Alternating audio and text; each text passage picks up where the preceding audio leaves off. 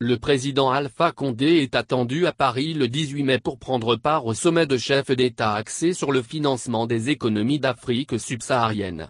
Le collectif pour la transition en Guinée et plusieurs autres organisations appellent à la mobilisation de diaspora guinéenne pour protester contre la venue du locataire de Sékou Toureya en France. Dans la situation actuelle, il est insupportable que nous, qui sommes à l'extérieur, ne puissions pas agir.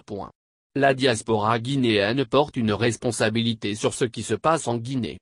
Elle fait de son mieux sur le plan économique. Elle est l'un des principaux acteurs du développement du pays.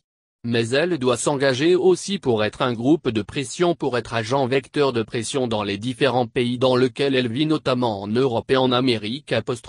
Lance le porte-parole du collectif pour la transition en Guinée. De nos jours, souligne-t-il, beaucoup de ressortissants guinéens sont aussi des binationaux. Ils y ont le droit de vote. Ils peuvent utiliser les moyens dont ils disposent pour mettre la pression sur ces pays afin qu'ils s'intéressent à ce qui se passe en Guinée.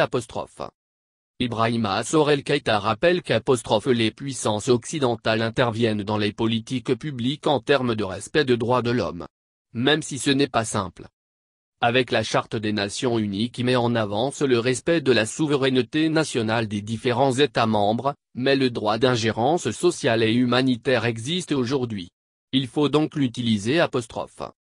Si les Occidentaux ne réagissent, précise cet opposant au troisième mandat, il est de la responsabilité des enfants de la Guinée qui vivent dans les États membres de se mobiliser. C'est ce que nous essayons de faire en tentant de sauver ce pays qui est en danger.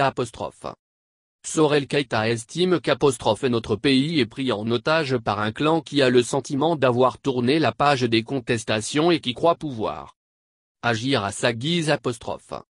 Il indique à ses compatriotes guinéens qu'il faut de toute urgence montrer aux membres de ce clan qu'ils se trompent terriblement, qu'ils sachent qu'il y a des Guinéens qui ne se satisferont jamais de la situation dans laquelle se trouve ce pays.